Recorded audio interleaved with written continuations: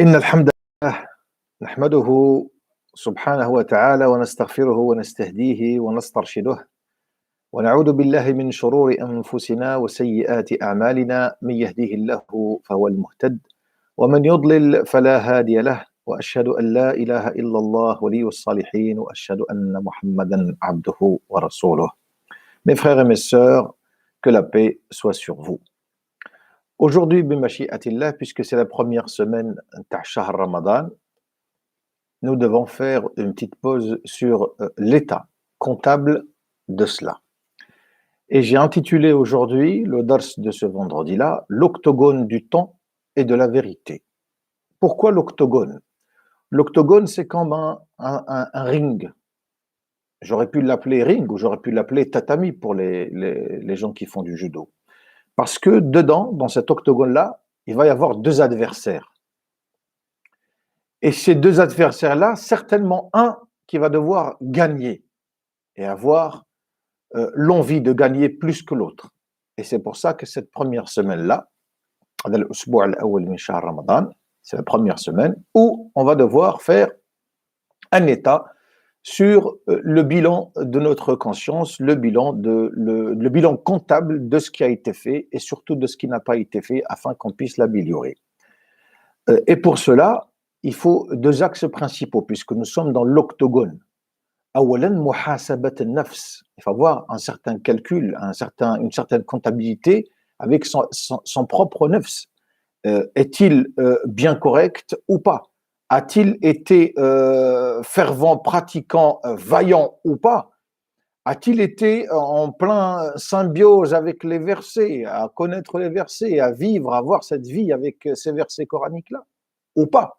Et c'est pour cela qu'il faut muhasabat al-nafs. L'imam Omar ibn al-Khattab, le khalifa, radiyallahu anhu wa ardah, il dit hasibu anfusakum qabla an tuhasabu, c'est-à-dire que faites votre propre comptabilité avant de partir chez Allah subhanahu wa ta'ala, où c'est un autre décompte. Donc autant s'avancer et autant faire l'évaluation de ce qui a été fait pendant cette première semaine. Donc muhasabat al-nafs, elle est très très importante aujourd'hui. Donc on doit avoir cette comptabilité de cette nafs. Et le deuxième élément, musahabat as-salihin, donc être en compagnie des gens qui sont pieux, des gens qui vont faire attention à leur temps, à la perdition de leur temps. Et justement, dans ce confinement-là, on voit que les gens, beaucoup perdent leur temps. Moi, j'ai des appels et j'ai des vidéos, 3h35, 4h25, les gens, ils sont en pleine prosternation, en plein qiyam, en plein dhikr, en plein istighfar. Donc on préfère privilégier cela. Et des gens qui t'envoient des vidéos, je me dis quand même si c'est des vidéos qui vont parler, on aura toute la journée, mais c'est le matin là, il faut profiter au max justement de tout cela.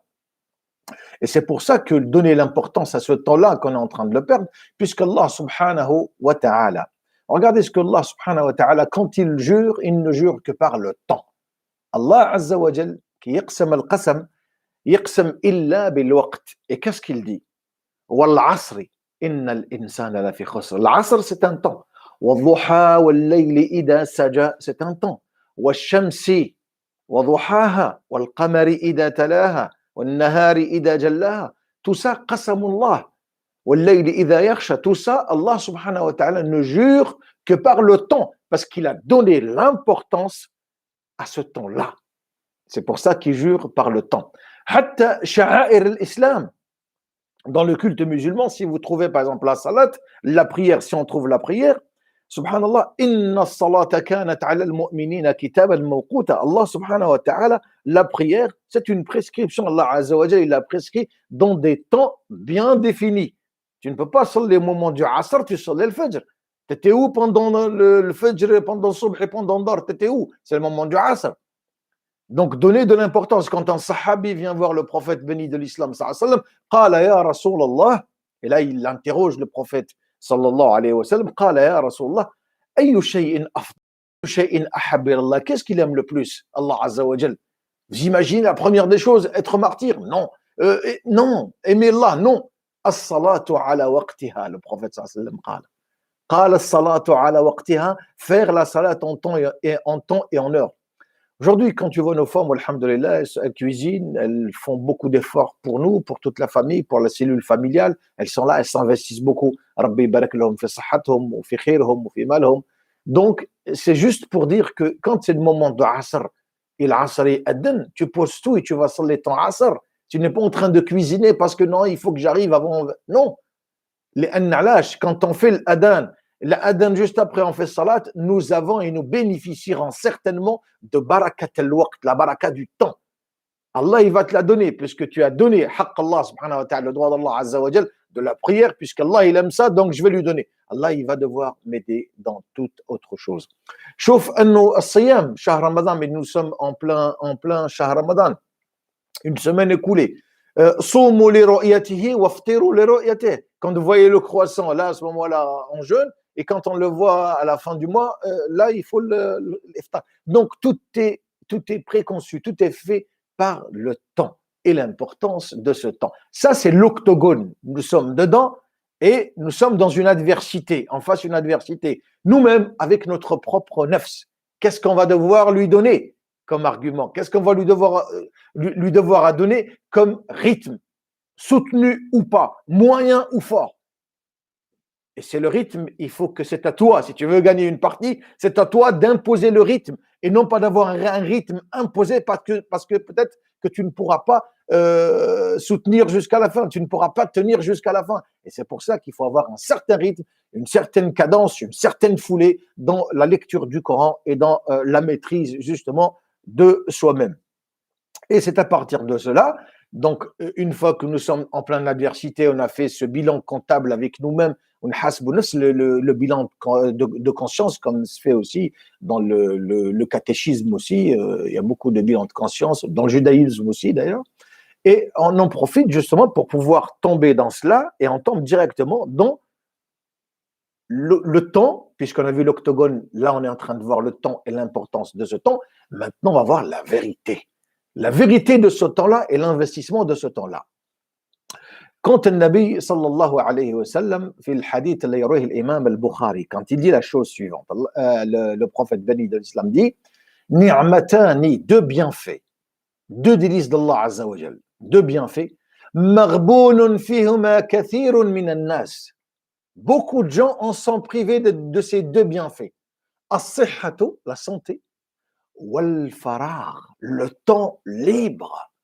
Et le temps libre, si on fait une petite pause maintenant, qui va durer 30 à 40 secondes, le temps libre, si tu ne le combles pas comme toi tu as envie de le combler, eh bien, quelqu'un d'autre qui va venir te le combler comme lui a envie de te le combler. Les querelles de famille, puisque tu n'es pas occupé, donc tu es open. Tu lui dis, écoute, shaitan, moi je suis open. Donc si moi je suis open, qu'est-ce que je dis? Qu'est-ce que je dis à Allah subhanahu wa ta'ala? Moi je suis open. Si moi je suis open, shaitan il vient, il te prend ce terrain-là. Il va directement sur ce terrain-là. Et qu'est-ce qu'il va venir faire? Il va te l'occuper. Et là commencent les querelles de famille. Tu commences à chercher des noises à ta femme, à tes enfants. Tu commences à voir tout ce qui est d'une manière normale dans le temps normal. Tu vas le voir autrement parce que l'esprit n'est pas occupé. L'esprit n'est pas avec Allah subhanahu wa ta'ala. Donc, shaitan, il vient, il te l'occupe. Et tu deviens là une proie diabolique. تولي فريسة للشيطان فيلعب الشيطان بك كما يشاء ويحب. Shaitan, il va jouer comme il veut de toi. Parce que tu es libre, parce que tu as du temps. As-sihhatu wal faragh. Beaucoup de gens, ils sont privés. La santé. Et la santé, on va y venir dans Salat al-Duha. C'est important. Il faut se préserver, il faut être bien en forme pour pouvoir avoir cette santé. Il faut lui donner le combustible nécessaire, le carburant nécessaire dont elle a besoin et pas n'importe quoi. Chauffe les gens qui ont compris, puisque maintenant on va parler sur l'aspect de la vérité. Al-Harith ibn al-Asad al-Muhasabi, imam, qu'est-ce qu'il dit? Il dit, لو كان الوقت يشترى, si le temps se vendait, لأنفقت كل أموالي غير خاسر, j'aurais investi toute ma fortune et je ne serais même pas perdant. في خدمة الإسلام والمسلمين, au service de l'islam et des musulmans. Et on lui dit, mais ya Cheikh, de qui tu vas acheter ces temps libres? قال من الفارغين, min al-jalisin. À longueur de journée, ils n'ont rien à faire. Ils ont hatta shghul. Et l'islam, il te dit que tu dois avoir une planification quotidienne, hebdomadaire, mensuelle et annuelle. Annuelle, tu la lis directement et systématiquement. Fi laylatil qadr, le 27e jour du Ramadan. C'est là, la veille. C'est là que tu fais le bilan de toute une année. Qu'est-ce que tu as apporté pendant Ramadan? Ramadan 2019, Ramadan de 2020. Qu'est-ce que j'ai pu améliorer dans mon live, dans mes directs de tous les jours? Qu'est-ce que j'ai pu me ramener?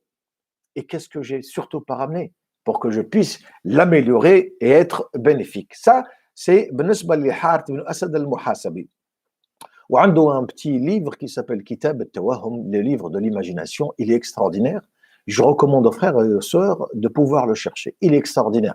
Il donne la fin de la vie. Quand tu commences à être vieux, tu commences à tomber malade et tu meurs. Et là, il raconte tout ce qui va venir à partir de ce moment-là jusqu'au moment où tu vas devoir rendre compte à Allah Azza wa Jal. Allahumma raddana ilayka raddan jamila.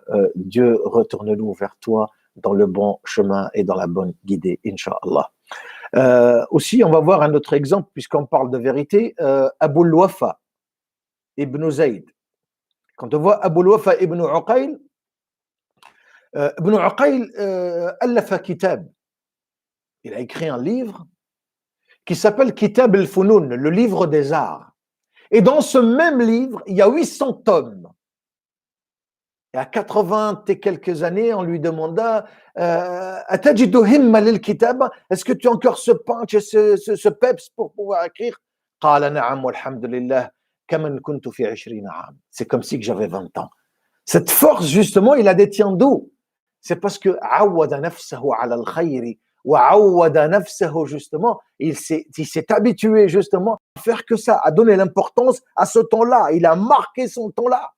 Et comment tu veux sortir de quelque chose qui te plaît? Comme aujourd'hui, quand tu vois nos jeunes s'investir dans la PlayStation, c'est bien quand c'est des moments bien définis. Moi, j'ai pas de problème là-dessus. Je n'ai aucun problème, bien au contraire, que des solutions, justement. Je propose aux gens des fois de jouer parce que ça détend un peu. Mais quand ça devient obsessionnel, on devient addict à cette PS, à PlayStation, quand on devient addict, et c'est le moment de l'Asr et on ne se réveille pas parce qu'on est en train de jouer, parce qu'on est connecté en réseau. Donc je me dis à moi-même, Abdul Daif, l'homme faible, je me dis, Ayyuhum awla, c'est quoi ma priorité? C'est Allah subhanahu wa ta'ala parce qu'il m'appelle, Allahu Akbar, viens faire la prière, je n'y vais pas, ou parce que je suis en réseau, donc je n'ai pas, il ne faut pas que je coupe. Non, non, non. L'ordre des priorités va devoir être dessiné. Et si tu veux le dessiner, il faut avoir un calendrier justement quotidien, hebdomadaire, mensuel et annuel. Et si tu n'as pas tout ça, tu es perdu. Tu perds du temps. Quand on voit un bûcheron dans une forêt en train de couper avec une hache qui n'est même pas bien aiguisée, il souffre beaucoup plus et il se fatigue. Et un passant lui dit, Cheikh, oh vieux, tu aurais pu aiguiser ta hache. Il a dit, oui, mais moi je n'ai plus le temps, je n'ai pas le temps d'aiguiser ma hache. S'il aurait aiguisé sa hache, il aurait eu beaucoup plus de temps, il aurait été beaucoup plus bénéfique pour lui. Et donc c'est pour ça qu'il faut toujours revenir à l'essence même de cela. Oussama ibn Zayd, et là c'est important. Pourquoi c'est important? Parce qu'il a 16 piges. 16 sana. 16 sana, vous imaginez? Il a 16 ans, Oussama ibn Zayd. Oussama ibn Zayd, il a 16 ans. J'insiste sur le 16 ans.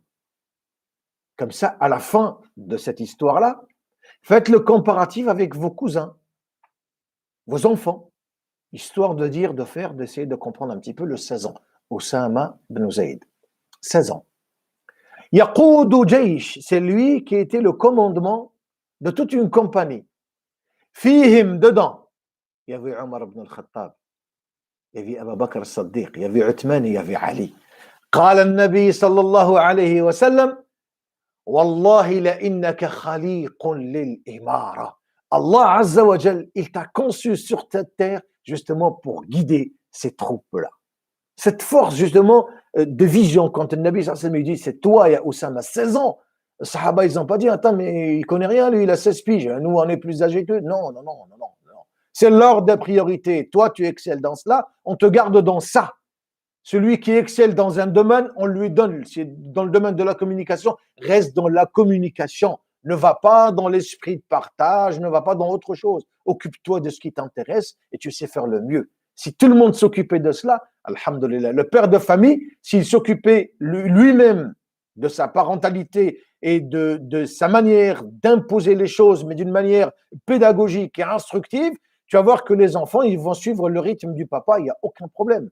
La mère aussi.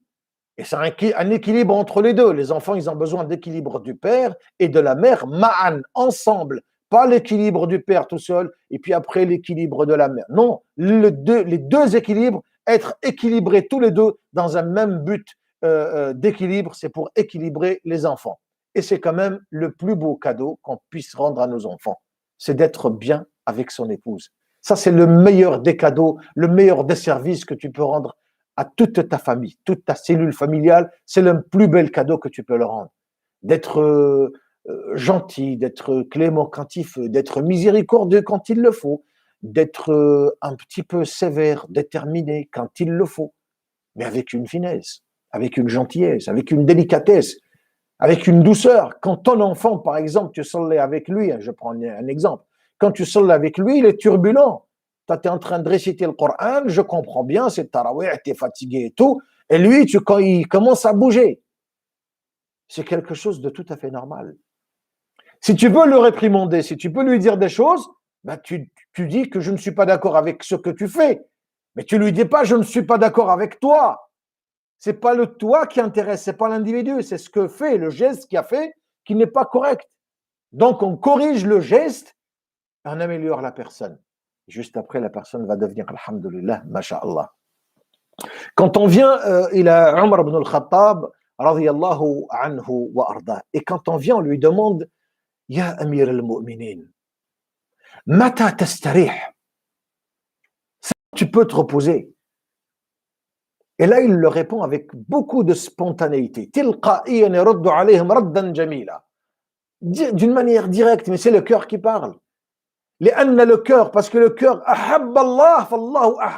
le cœur a aimé Dieu, Dieu l'a aimé, donc il lui a donné cette prospérité, cette douceur au plus profond de lui. Et Omar ibn al-Khattab, c'était pas quelqu'un avant, comme ça fait le Jahiliya, c'était pas quelqu'un de doux, c'était quelqu'un d'arrogant, quelqu'un de terrible, quelqu'un de fort, quelqu'un qui frappait. Il dit, quand je frappais, je faisais mal.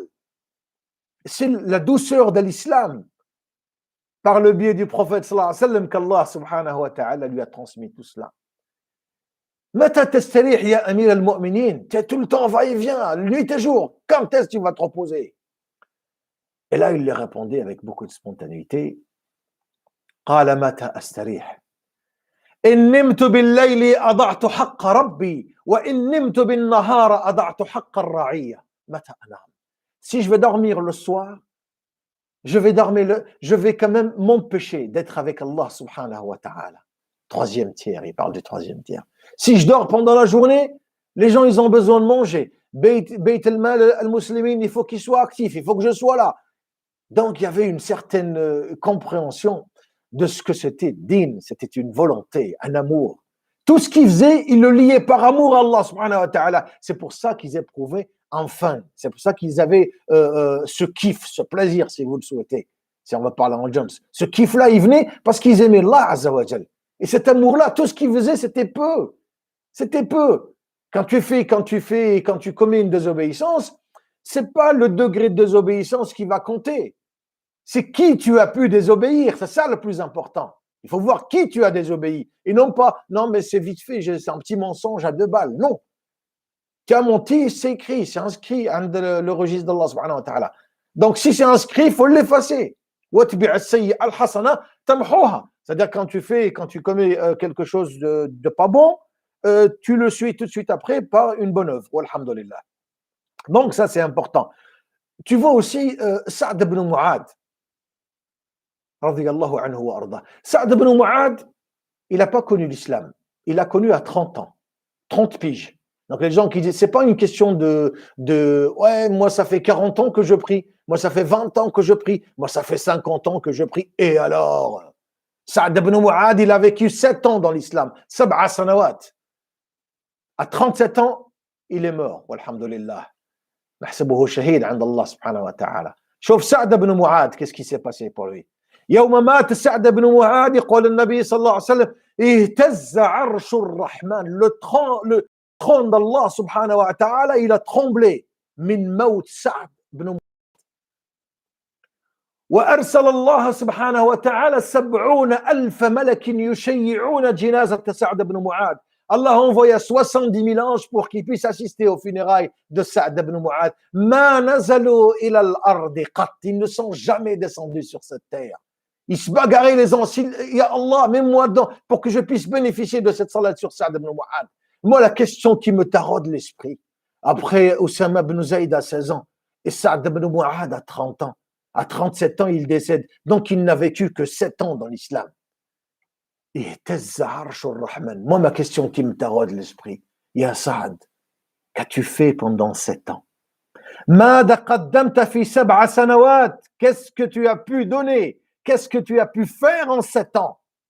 C'est ça l'importance de ce que. C'est pas la durée de vie dans l'islam qui est intéressante, c'est la qualité qui prime toujours dans l'islam. C'est la qualité qui prime sur la quantité. Alhamdulillah. 1000 tasbiha, 2000 tasbiha, mais l'esprit était absent. 100 tasbiha, mais l'esprit était absent. Il nous a appris Allah subhanahu wa ta'ala ça aussi dans l'infaq fi sabilillah. Quand le prophète béni de l'islam dit Sabaqa dinar, alfa dinar, un dinar a devancé 1000 dinars. Comment cela est possible, ya Rasulallah, puisque Sahaba ils interpellent le prophète. Comment cela est possible, ya Rasulallah? فيرد عليهم النبي صلى الله عليه وسلم, il a dit الذي أنفق دينار, il n'en avait que 2. Celui qui a donné un dinar, il n'en avait que 2.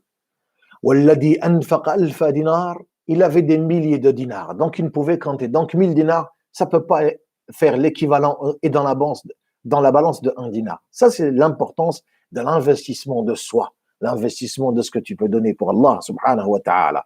Donc, on voit toutes ces figures emblématiques de l'islam, et tu vois, et on va certainement terminer par l'imam Mahyiddin al-Nawawi, dont tout le monde connaît le kitab, le livre Riyad al-Salihin, les jardins des vertueux, alhamdulillah, kitab, tous quand on commence la prière, quand on débute dans l'islam, c'est le premier livre qu'on conseille aux gens, dire Aqra kitab Riyad al-Salihin, les jardins des vertueux. On va faire une petite pause sur lui quand même, Mahyiddin Nawawi. On connaît beaucoup plus ce livre-là, mais il a quand même 500 livres. Mais on se réfère qu'à ce livre-là. Dans les 500 livres-là, il est mort à 40 ans. L'âge où Nabi sallallahu alayhi wa sallam, il a reçu la prophétie. Donc à 40 ans, il est mort. Sa mère disait, j'étais en train de lui donner à manger pendant que lui était en train d'écrire. Et le matin, il disait, Ya ummah, ayna al-ghada? Au moment, tu ne m'as pas donné à manger. Donc elle lui donnait à manger, il n'était même pas conscient qu'il était en train de manger. Subhanallah, cet amour-là qui le lie, parce qu'il n'y a pas de perdition de temps. Je ne perds pas mon temps à parler avec les farirines qui disent n'importe quoi. Non seulement qui parlent sur les autres et je suis avec eux, donc mes hasanat elles disparaissent, donc leurs sayyi'at viennent à moi. Non, on n'a pas besoin de ça. Nous, on a besoin de hasanat. On a besoin de récolter le maximum de hasanat. Et si c'est pour les récolter dans la mosquée, dans les dons, être bienfaiteur, être gentil avec mes parents, être à l'écoute, et puis je fais n'importe quoi derrière, là-dessus, on n'est pas tout à fait d'accord. Bien. Là, pourquoi j'ai parlé de Sa'd ibn Mu'adh et j'ai un petit peu insisté dessus, parce que Sa'd ibn Mu'adh, à partir de la semaine prochaine, Inch'Allah, on va devoir faire une série qui s'appelle Les Hommes. Les hommes avec un Z, si vous voulez l'appeler comme Zorro, mais en tout cas les hommes. Qui sont ces hommes-là? Les hommes qu'Allah subhanahu wa ta'ala a cités dans le Saint-Coran, que beaucoup de jeunes aujourd'hui, tu lui payes un café, tu dis Allah al-Adim, t'as les hommes, parce que tu as payé un café. Wallah al-Adim adohum les hommes. Non, moi j'ai une autre expression, parce qu'ils ne connaissent pas que c'est ce mot-là des hommes, il vient d'une manière directe d'Allah subhanahu wa ta'ala. Ils ne connaissent pas kalimat rajul. Wallahi, hada, c'est les hommes. Une équipe qui gagne, une équipe de football qui gagne un trophée, on appelle ça les hommes. Oui, parce qu'ils ont pu être endurants, ils ont pu être vaillants, ils ont pu être insistants, ils ont pu être bons quand il le fallait, ils ont pu être concentrés, ils ont pu être rigides quand il le fallait, et c'est pour ça qu'ils ont réussi. Et ces hommes-là, justement, ils ont réussi une autre réussite, celle de dunya et de l'akhira. Donc les hommes-là, c'est une série qu'il faut suivre avec beaucoup d'attention, qui va durer moins de 10 minutes, Inch'Allah. On va essayer d'être le plus concis possible pour qu'on puisse l'écouter, pour qu'on puisse comprendre et surtout tirer la morale de chaque sahabi, de chaque compagnon du prophète, béni d'Islam, sallallahu alayhi wa sallam. Donc aujourd'hui, on a parlé un petit peu du temps, de l'octogone du temps et de la vérité, parce que c'est un combat, comme je l'ai dit en premier, en préambule. Là, je termine avec, parce que pour qu'il n'y ait pas de confusion avec l'octogone qui se propage, on parle d'un octogone saint, puisqu'il parle de temps, et il parle aussi d'une vérité. Donc si tu n'as pas la vérité avec ce même temps, tu ne peux pas être dans l'octogone. L'octogone, il demande deux adversaires féroces. Si tu n'es pas féroce, si tu te laisses aller comme ça, il y a une semaine de Ramadan, une semaine de jeûne, confiné. Fais-toi ton propre bilan aujourd'hui. Il faut que le vendredi prochain, Inch'Allah, il faut que le bilan soit nettement supérieur et meilleur que ce que tu as fait. Non pas doublé, d'être plus investi par amour à ce que tu fais. Si tu fais le wudu parce que tu aimes faire le wudu, les ablutions, si tu salles parce que tu aimes faire la salat, tout ce que tu fais, lis-le par amour au Seigneur subhanahu wa ta'ala et tu vas voir comment Allah subhanahu wa ta'ala il va te faciliter toutes les formes d'adoration possibles et imaginables. Ce fut un moment de plaisir que j'ai passé avec vous. Je partage toujours pour vous tous ces moments-là, je partage toujours avec vous, Inch'Allah al-Khair, et toujours moi, mon souhait et mon seul et unique souhait, c'est qu'Allah subhanahu wa ta'ala puisse nous mettre في جنة النعيم في جنة الخلد إن شاء الله نكونوا مع الصحابة puisqu'on n'a pas vécu avec eux, on n'a pas été avec eux, إن شاء الله نكونوا مع الصحابة ونكونوا إن شاء الله حتى يرضى عنا الله سبحانه وتعالى في الدنيا قبل الآخرة. اللهم إن شاء الله إني داعي فأمنوا. Je vais faire dua Inch'Allah. Dites Amin Inch'Allah. Oh Allah facilite le dunya wal akhira. Dieu soit avec nous في الدنيا والآخرة. ليس لنا ربا سواك. On n'a pas une autre divinité que toi. Et tu es notre sauveur. Ah Allah, sauve-nous. Min al-ashrar, des gens qui sont méchants, des gens qui nous apportent le mal. Dieu, éloigne-nous de tout cela. اللهم أعنا على ذكرك وشكرك وحسن عبادتك. اللهم aide-nous يا الله على الذكر والشكر وحسن العبادة. اللهم كن لنا وليا ونصيرا. Dieu, sois avec nous. Dieu, donne-nous la victoire comme tu l'as donné à nos prédécesseurs, les hommes. Aimez-nous avec eux, Inch'Allah. في جنة الفردوس الأعلى. أقول قولي هذا وأستغفر الله لي ولكم فاستغفروه تجدوه غفورا رحيما. سبحانك اللهم وبحمدك نشهد أن لا إله إلا أنت نستغفرك ونتوب إليك. سبحان ربك رب العزة عما يصفون وسلام على المرسلين والحمد